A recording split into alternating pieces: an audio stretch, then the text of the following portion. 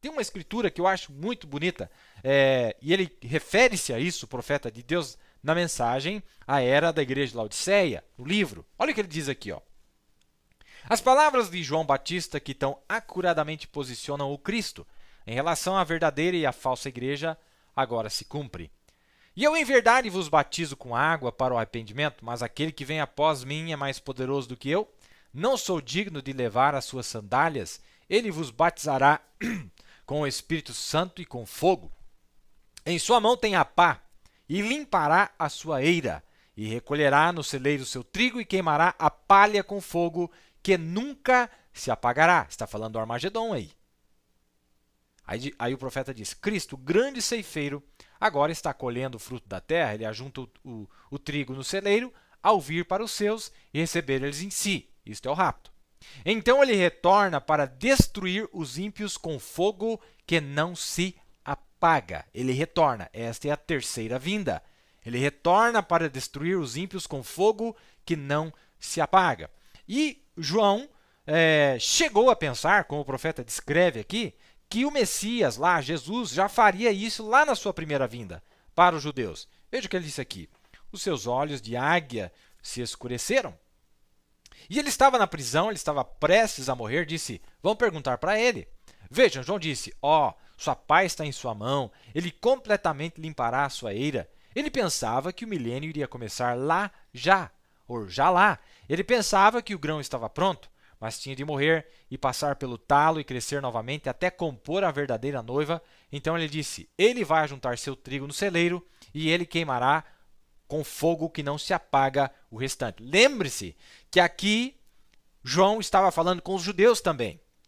Nós não podemos ignorar as promessas que são dadas aos 144 mil judeus. Eles têm promessas e Deus disse que protegeria eles e que Deus guardaria eles, como a história de José e seus irmãos. Não há condenação para eles. Tire isso da sua cabeça, irmão. Isso é ideia teológica, isso são ideias de homens. Não existe lugar para isso na Bíblia. Não tem nenhuma escritura que diz que os 144 mil vão morrer nas mãos do Messias. Isso é incondizente com a natureza de Cristo. Isso é incondizente com a Bíblia. José não fez isso com seus irmãos. Cristo não faria isto. Este é o pequeno Benjamim, que não teve. E o profeta disse, olha, vocês podem falar o que vocês quiserem, mas Deus cegou os olhos deles. Como que Deus cega os olhos deles, os 144 mil? E agora Deus falou, não, eu ceguei, vocês não viram, então agora vocês vão morrer. Eu vou jogar vocês na mão da besta. Não tem lugar na Escritura para isso, irmão. Isso é incondizente com a natureza de Cristo. Isso não fecha. Isso aí não tem lugar na Bíblia, na Escritura. Nós devemos analisar essas coisas. São promessas. Veja, aqui estava João falando. João, o Batista, aquele que estava falando com os judeus, preparando o caminho do Senhor, lá na sua primeira metade da 70ª semana. E ele estava dando uma promessa, ele vai guardar o grão no celeiro. Mas isso é noiva, irmão. Não é só noiva. Não é só noiva. Tem 144 mil selados, predestinados a aceitarem este mesmo glorioso evangelho, com a mesma glória, com as mesmas promessas, com a mesma grandeza. Não são noiva. Não são noiva, eles não são gentios, eles não são noiva, mas eles têm uma posição muito elevada dentro do reino de Deus. E aqui ele estava dizendo, ele vai guardar o grão no celeiro, mas o resto vai ser queimado. Ele estava falando com os judeus. Não é? Então, vamos aqui mais um pouco. Não é? Aqui está Malaquias 4, olha que bonito. Porque eis que aquele dia vem ardendo como forno, todos os soberbos e todos os que cometem impiedade serão como palha. Olha aí, está falando da eira. Está falando da colheita. Os anjos, quem é que vai fazer isso? Incinerar esta palha. E o dia que está para vir os abrasará, diz o Senhor dos Exércitos, de sorte que lhes não deixará nem raiz nem ramo. Mas para vós que temeis o meu nome nascerá o sol da justiça. Assim, olha, uma repetição praticamente de Mateus 13. Não é? Refugirão como o sol, etc. E salvação ou cura trará debaixo das suas asas, e saireis e crescereis como os bezerros do cevadouro. Não é? Promessas, grandes promessas, foram dadas para esses 144 mil. E eles estão confiados nessas promessas. Quando isso for aberto para eles, eles vão crer de todo o coração. Eles vão aceitar o Messias. não é? Eles vão aceitar o Messias. Agora, vamos aqui. Tem coisa maravilhosa aqui, meus amados. Estamos indo numa marcha um pouco mais lenta, não é? Mas Deus vai nos ajudar. No sétimo selo, olha que bonito isso aqui. Agora, de acordo com a eleição, onde milhões de judeus estão se ajuntando na pátria, olha aí, ó, tá vendo o ajuntamento aí lá para retirar esses eleitos? Tem se tornado uma nação, haverá milhões lá, mas apenas 144 mil eleitos serão tomados. Eles ouvirão a mensagem. 144 mil serão tomados. Assim como a igreja é tomada, eles também serão tomados. Está aí, ó, no parágrafo 156. Eles serão tomados. Olha que bonito. Você não pode ter o intelecto. Você não vai conseguir picar Deus em 4 ou 5 pedaços e dar ele a um judeu. Ele tem que saber que ele tem um Deus.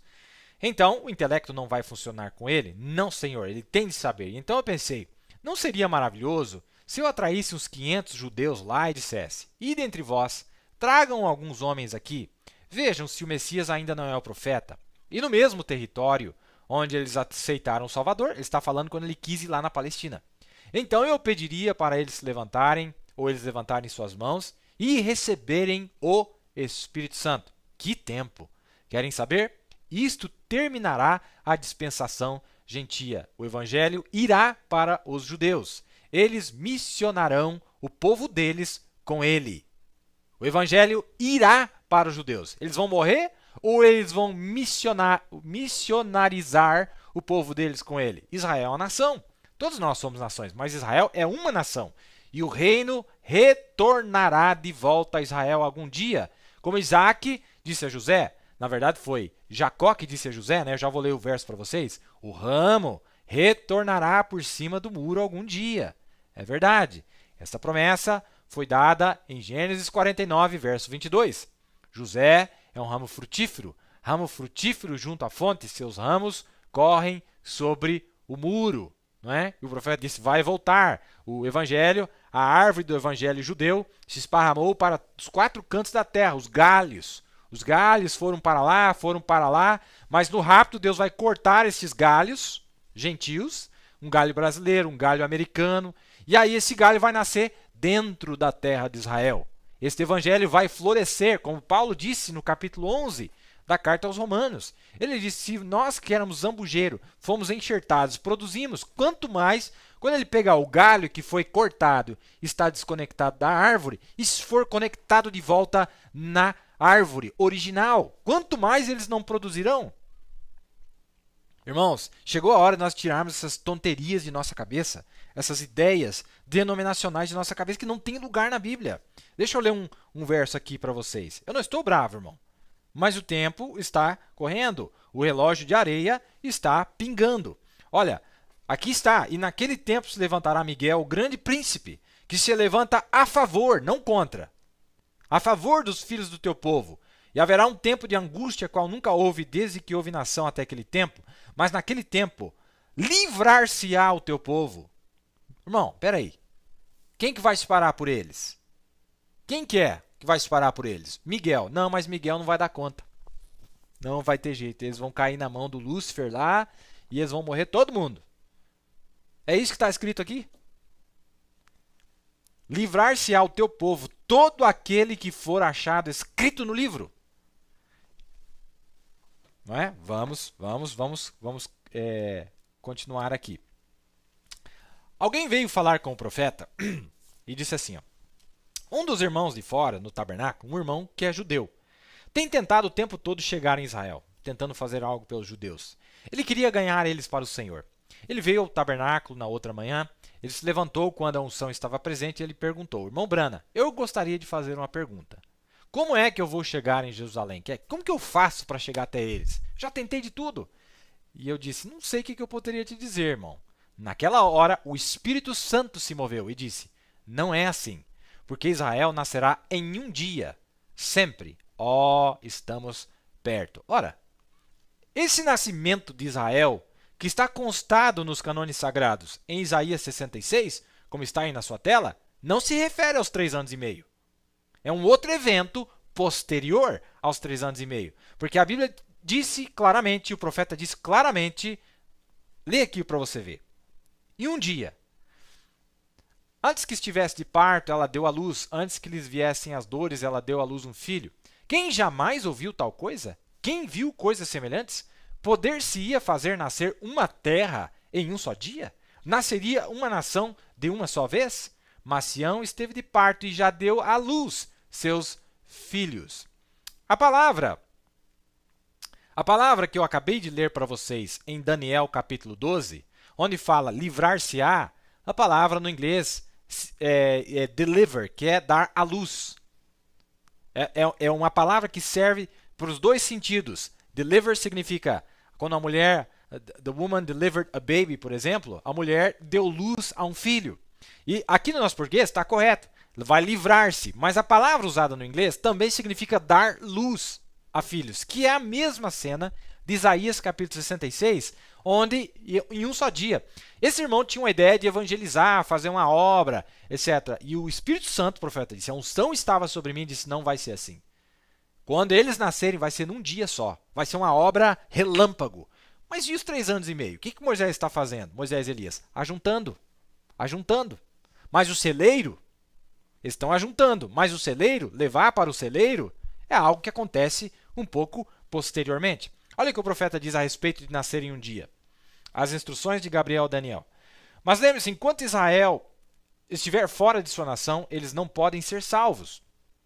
Agora, eles estão retornando e eles serão salvos. Toda a nação inteira em um dia. A Bíblia que diz um dia trará completamente todo Israel será trazido de volta a Deus. Haverá uma coisa tão grande que atingirá Israel num desses dias, a tal ponto que estremecerá a nação inteira. Até mesmo o profeta bradou e disse, em um dia fizestes isto. Em um dia eles verão isto. Haverá uma coisa poderosa. Na minha opinião, será um profeta poderoso que se levantará e se parará diante de Israel e provará a eles que o Messias ainda vive. Essa era a opinião do profeta de Deus a respeito de como que eles vão nascer em um dia. Em um dia eles vão nascer. O que vai acontecer? Que obra tão grandiosa é esta? Deixa eu pegar a sequência correta aqui agora para nós, não é?